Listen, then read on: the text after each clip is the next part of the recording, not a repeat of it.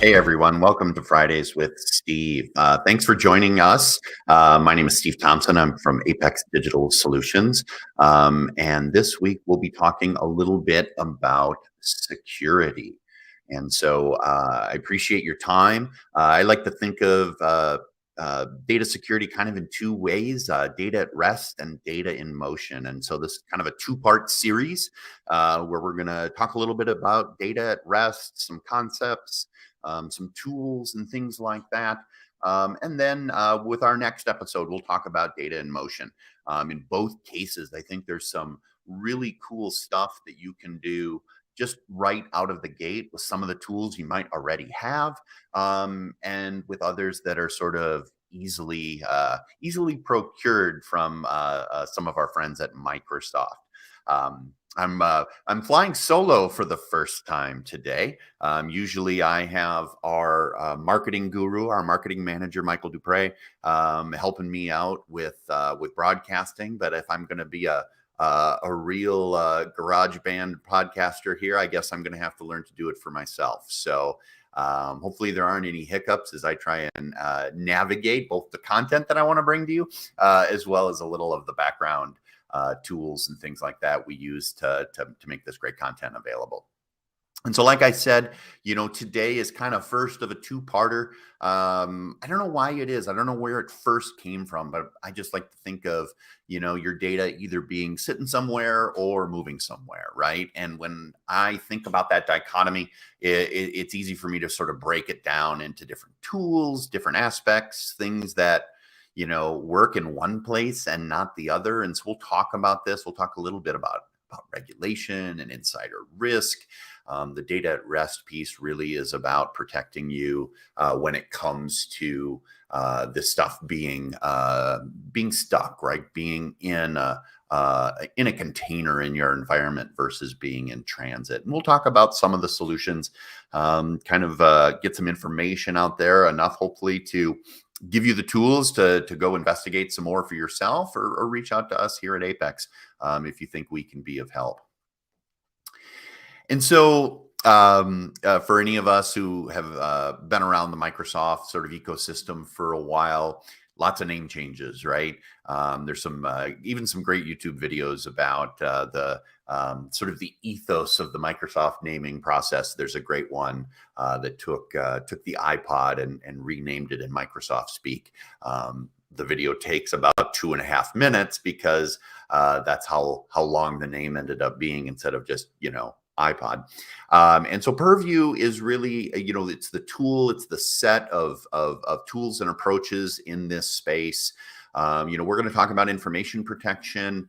Some of you may, think AIP or Azure Information Protection. You might think MIP or Microsoft Information Protection. You might think of labeling, the things that exist in this space along with lifecycle management. We'll talk a little bit about insider risk.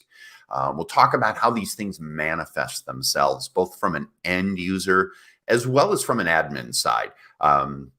One of the nice things about, frankly, about the Microsoft tools in this space is their level of integration with the tools that everybody's using every day. I think I've got a couple of screenshots in here that show, an Office application and sort of what that footprint looks like.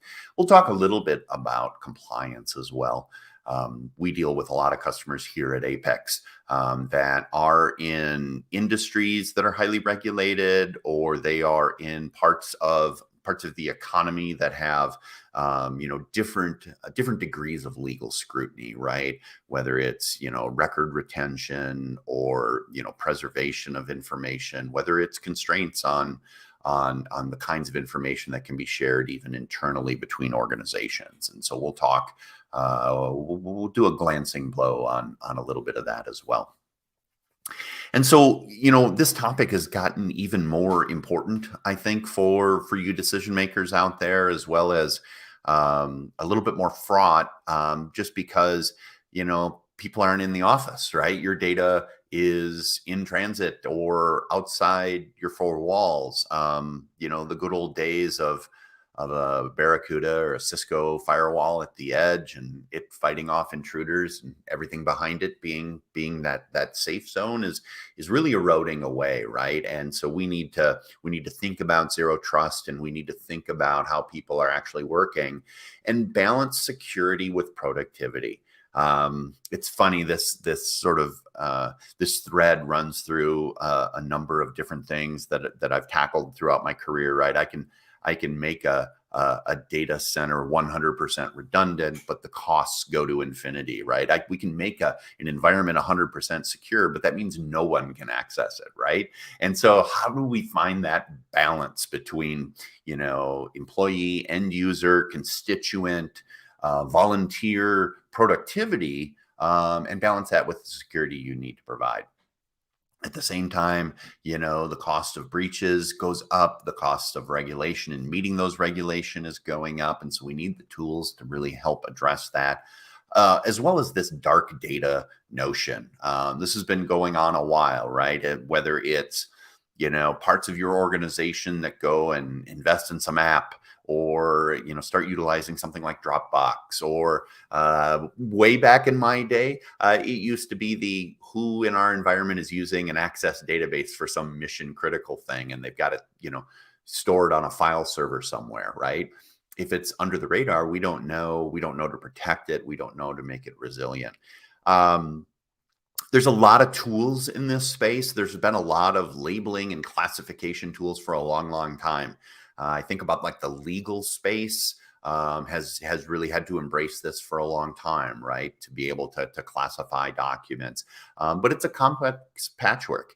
And one of the things, and it kind of goes back to that balanced security with productivity piece, is that you got to make these tools easy to use, right? The harder a tool is to use, the less effectively and the less often it is going to be used, right? So you got to balance all these things as you think about the environment that we're talking about, right? So the idea behind information protection and governance is really to do these things wherever it might be, and do it in the way that makes the most sense, right? So data is growing at an exponential rate. If you think just some of those consumer allegories, like, the minutes that are uploaded to YouTube every second, right? It's spiraling out of control. And so you've got a broader and broader data landscape every day. So assessing it, knowing what's out there, is really that first step to getting it under control.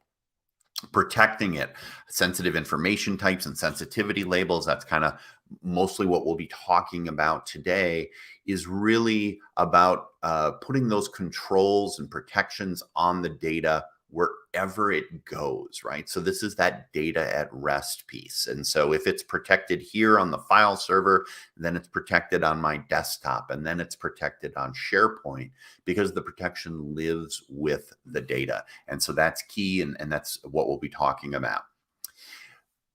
Next edition, we'll talk about data loss prevention and sort of preventing that loss in transit, saying, hey, regardless of whether or not there's a label or a classification on it, although that can really, really help. We'll talk a little bit about that in our series here. Making runtime decisions about data sharing.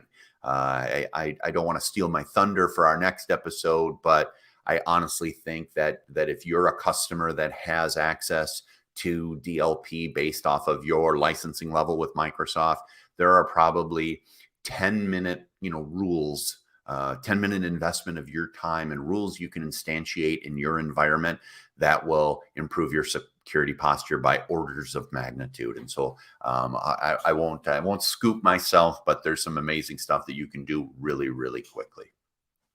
And then that last piece I mentioned, which is that governance, right? Archiving. What's the retention policy? What's the deletion policy? Talk to your lawyers, right? This really cuts both ways, and that there's retention compulsions or retention reasons to hold on to things. There's also some good reasons to get rid of things, right? I think the key with this, probably for my audience, is know that you've got the tools, but that The tools are meant to enable the business decisions that you need to implement, right? I've seen too many CIOs where the decisions on how long these policies are, how long do we hold on to things, how do we dispose of things, it lands on them when it's really a business decision. And we should be a partner, and we should be implementing the pieces. And so at the same time, across all of this, being able to monitor and have that view into the data, go out and proactively discover sensitive information. I've got some screenshots of the content in the Activity Explorer and really generating the proof and all of those kinds of things. The nice piece about having all of these pieces connected, because like we saw on sort of that last slide talking about sort of the landscape, is that there are some great spot tools or sort of point tools that have been around for a long time. Lots of organizations use them. It's really the connectedness here that is a huge, huge victory.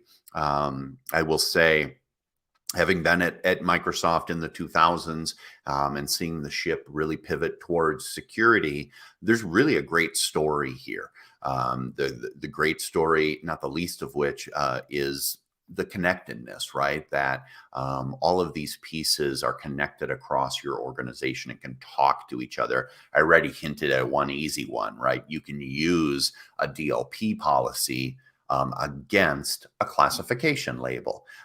So rather than doing data inspection, you can just say, hey, don't let anybody email a classified document outside our environment. So DLP doesn't have to inspect it. It doesn't have to say, hey, are there social security numbers in here or whatnot. It simply can rely on the label that's already been applied. And so just a little bit about information protection, built-in labeling, you get that experience within the Office, apps and services, Power BI, Edge, and Windows. I think an easy extension that people can think about is to PDFs. And the fact that, it easily manifests itself for control, for visibility, adding watermarks right within the tools that people are used to using. It's trainable. This is where it can go out and discover all of those things before people label them.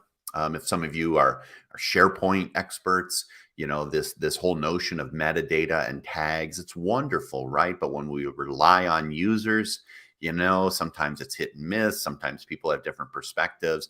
And so being able to train the environment to say, hey, this is what a classified document looks like, is super, super powerful stuff. And then, for those of us on the backside, being able to say, hey, I have one console that I can look at to be able to see what's going on. If you squint a little bit into the screenshot, you can see kind of a stylized version of kind of the admin experience in the background, as well as the end user experience, right? That classification piece. And we can see, so thinking about unified, we can see things like the activity tracker. I think I'll talk about that here more in detail in a second, where we can see, hey, what documents have been downgraded, right? One of the ways to maybe bypass a rule would be to downgrade a document. If you have that enabled for end users, we can have visibility into what's going on. And so I'm just going to build out this slide because I think it's really about this connected story, which is, that's it. I'm just going to double check. Yep. All right, so let's go back. It's that connected story so that all of these pieces can work together to give you this holistic approach to information protection with Purview, right? We've got, multiple endpoints at the desktop level or at the device level, at the app level, being able to control things like, do you want to printed or not, right? We have built-in labeling, but we also have extensibility. One of the things, so back in the day, I used to do a lot of security CIEs. Actually, me and my old organization helped sort of invent the space, right? CIEs used to be very end user facing. We did a lot of work to make them more IT facing, right? And one of the ones we focused on was security. When I would talk to customers, one of the things around sensitivity labels, it seems small, but it's a big differentiator when you think about these point solutions, and that all of it is customizable, right? The example I would use is that, some people say classified, some people say eyes only, some people say top secret. Having the ability to have the label, match how your end users think and how they talk is super, super critical to usability and adoption. One of the things that I think we can do is just make sure that the technology we provide matches the way the business wants to use and consume it. And if in your environment people think about public documents differently than general documents, or they think general is all things to all people unless it's classified, that's great. You can control the names, the color, the applicability, the quantity of labels within your system so that it really, really matches how the end user thinks, right? And then when it comes to sensitive information types, this has been such a huge victory over time, and that the Microsoft Information Protection Platform builds in sort of predefined algorithms for those common sensitivity types, both here in the US and worldwide, right? Things like credit card numbers and social security numbers, but then also things based off of the euro that it can look for out of the box, right? As well as being extensible. So you can create create information types, sensitive information types that you want to look for proactively that might be based off of something like your customer identification number or employee ID number, invoice number, things that you can train it for within your environment that make it super relevant and super contextual within your environment. And then once all of this is in place, we can do the data governance, we can do the compliance. Note to self, I think we need to do, Defender for Cloud Apps, or MCAS as I think of it, to really talk about that third-party protection as well. We'll have to hold that for a future episode. And so you can see how all these pieces work together. And what you're trying to do is really answer these layman questions, right? These aren't technical questions. What kind of data do I have? Where does it live? And then how is it being accessed and shared? And all of these things work together to try and bring it together for you so that you have a kind of a cohesive policy across everything that you're doing. And so a couple of tools that I'm going to talk about here is really around sort of that content and activity. You have the ability to be able to scan environments and be able to say, hey, what's out there on that file server? What's in that SharePoint site? And go ahead and pre-classify it. We can also do it in assessment mode.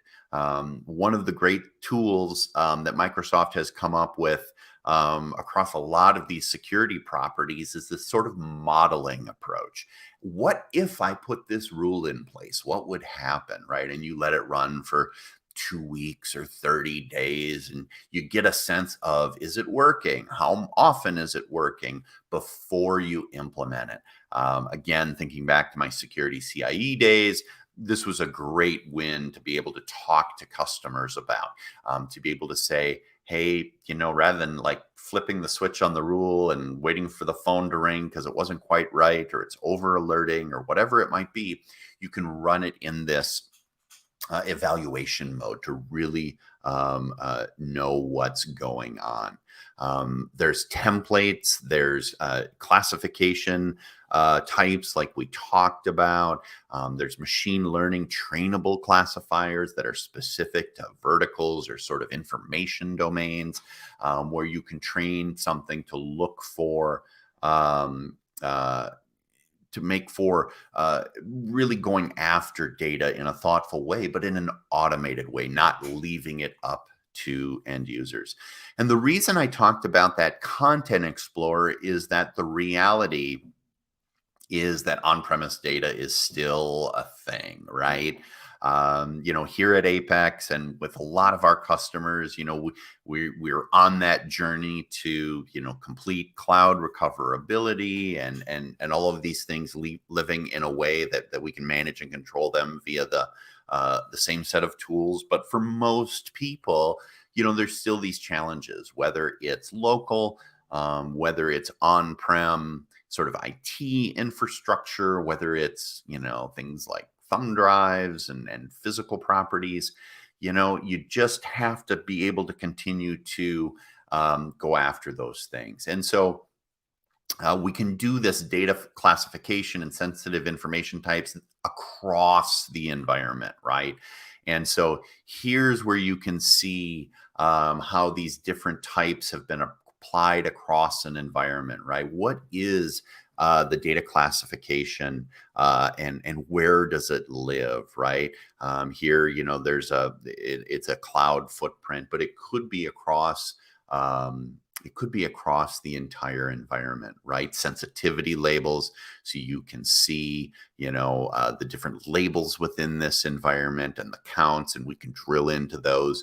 You can see the retention labels, so the fact that these kinds of things live together at this point, to really be able to say that the labeling I have is universal. This was sort of Microsoft's strategy with collapsing the labeling together, is so that these pieces are all within the same, and they almost got me to do it, within the same purview, right? That's probably where the name came from. And so the Content Explorer gives you that visibility, into the sensitive data that's triggering it. You can filter and be able to take a look at what's out there in the environment, right? So, hey, I've got 2 documents highlighted with credit card numbers. Here are the documents. Here's where they live. And I can go and assess or modify those things by working through the Content Explorer, and not just getting this reporting back, right? But getting the ability to go address or assess the environment based on the information you're getting back. One of the things I like to talk to customers around, sort of like any security policy logging and those kinds of things, is that, the 2 steps go together. It's putting the plan in place and executing it, along with, well, how am I going to consume the data over the time? Who's reviewing these? What are the policies? What are the time frames? I can't say how many customers I've worked with that have, giant log files and nobody's reviewing them, right? So they got half of the job done. And excuse me. And then you can go and see activities, right? See what's going on. File copies are printed or labels changed over time, and be able to drill into what's going on. A non-nefarious example would be, hey, I see a ton of label changing. What's going on there? Do I need to go and tune my labeling learning, or my classification types and what those algorithms look like, because people are correcting the algorithm all the time, right? How can I use those tools better over time, because I can see the activity that folks are doing, especially like label changes or data sharing. And so again, customizable. We can do it manually or we can do it automated. Let Apex help you navigate that. There's some licensing nuance when it comes to the label automation. We can do it as it sits there, as it moves, make those conditions. The big one, again, I'll highlight, that'll hopefully make you come back for the next episode, which is that connection to DLP in the lower left-hand corner. The fact that, we can trigger data loss prevention policies based off of protection labels, right? Rather than doing the inspection runtime, we can just say, hey, no classified documents, go out via email. Simple as that. And so some recent updates, especially the simulation mode is a key call out. Like I said, I love these tools that allow us to model policy introduction, policy changes to see what the net effect will be on the environment before we pull the trigger.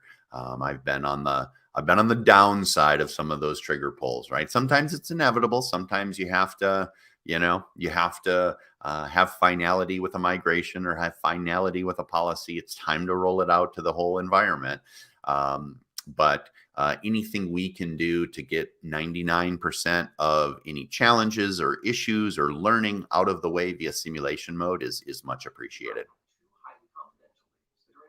Oh, look at this. I've got a recording in the background that I didn't realize was there. And so I think I nuked it. So sorry about that, because I just wanted to talk to this a little bit. There's some automated demo. If you contact me, I can share the slides and you can be able to see this. So this is the admin side. This is our labels within the environment. This is us applying them out to the different people and environments. We can assign it based on groups, based on Active Directory, containers, and so forth. You can see a policy tip here within the Office client. And so, this is just informing someone that, hey, based on machine learning, based on our algorithms, we've classified this as highly confidential. And then depending on the nature of your labeling rules, you can allow people to change it or not. My favorite is allowing people to change it, but give me the explanation, right? I want to record for posterity why you needed to change the labeling on this document. And so this is just kind of a quick view of a couple of these things in action. Here's how we can, turn on or off, where we want these labels applied based on the locations. And you can see there's also includes and excludes. The example I always use with customers is I want to label things a certain way based off of credit card numbers inside and outside the finance department, right? Finance, I expect to find lots of credit card numbers as they do audit reports or as they do fraud investigations. I don't expect it in the marketing SharePoint site or in a marketing OneDrive. Maybe I'll behave a little bit different when I find it there. And then getting those items to review. Hey, I found this. Let's take a little bit of a closer look. Let's do that training to say, hey, is this really credit card numbers, right? The system and the machine learning, I'm sure everybody's been playing with stuff like, ChatGPT and some of the algorithms that are being advanced out there. This one has been advancing over the last few years too, to identify, things like social security numbers or credit card numbers, because there's degrees of sort of guarantee that it's a social security number, for example. So if I see 3 numbers, a dash, 2 numbers, a dash, and 4 numbers, pretty sure that's a social security number. But what if I see just 9 numbers squished together? Maybe is it in a list? Are there names next to it, right? All of a sudden, the algorithm has a little bit more work to do. And that's where that human element comes in.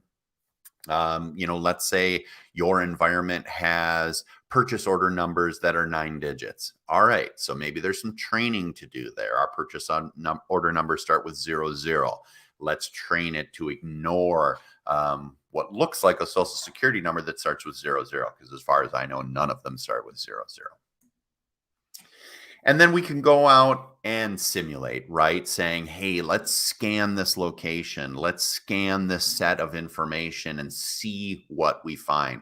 So on the right-hand side, you can see the details of the policy that we're using to go out and do that scan and see what we find. Even if you're not fully implementing labeling, or like I said, next episode, data loss prevention, these simulation and scanning tools are incredibly powerful just as information gatherers. And so I encourage everybody to take a look at this if you have access to it in your tenant. If you don't and you're interested in learning more, go ahead and give us a shout out. And so then, we auto labeled something we found based off of our criteria. So this is that document we looked at before, where we got the indication that it had been auto labeled as highly confidential based on what it matched. You can even do things like have project names, Project Obsidian here, right? So, if you're Pixar and you're working on Toy Story 12 and it's known by a code name, you can just have a simple labeling rule that says, hey, whenever you find this code name that's a really, really goofy word you wouldn't normally see in a document, why don't we go ahead and classify that as classified? We don't want word getting out on how we're going to figure out how to do Toy Story 12. And so it's built in, it's native across all the different platforms, endpoints, especially within that world of productivity that we sort of are using all the time, right? There's some extensions into other platforms as well. But this is really the most friendly of sort of end user experience. I mean, just take a look at OWA or Outlook Online or whatever we're supposed to call it, right? I'm getting my sensitivity labels right within the web browser. So a ton of resources. I'll hover here for a second in case there are a couple that folks want to take screenshots of, or just go ahead and follow right now. Better yet, reach out to me, S. Thompson at apexdigital.com, and I'll go ahead and send you a copy of the deck we used this morning. Lots of resources, lots of information for you to consume, and really kind of jumpstart your journey to using these intelligent platforms to help with data classification and all things compliance and governance. So as we close, we're here to help. Apex has been around a long time, trying to invest in the community as well as our customers. Hundreds of customers served over the last 20 years. We'd love to help you if that's the next step in your journey. And so with that, I just wanted to get my email address up here, sthompson@apexdigital.com. Go ahead and reach out to me directly. Happy to help with anything I can. If you're an Apex customer now, just reach out to your account executive. We've got assets on our website as well as all the Microsoft assets I shared on the last slide. Don't hesitate to reach out to me or our sales alias, as we'd love to connect with you, see what we can do to help. One of our key tenets is solve, not sell. The first motion isn't going to be how many seats do you need. Our first motion is going to be what's the problem you're trying to solve. So with that, I'll wrap up. Hopefully I did enough teasing for our next episode around data loss prevention and data in motion. So until then, thanks for joining us. We'll see you next time.